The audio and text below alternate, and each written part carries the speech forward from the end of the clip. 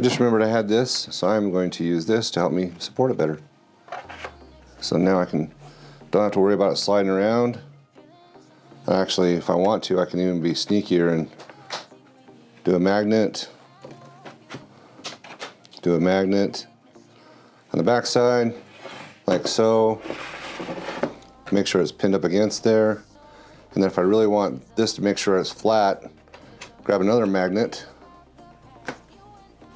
there and there, and it'll pin the plastic down so it's all nice and snug as a bug on a rug.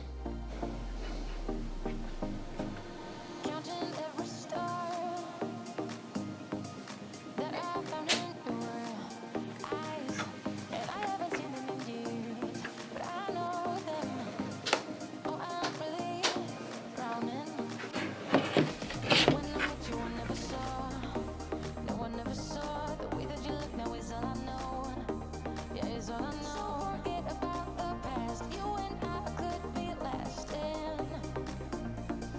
This time we could be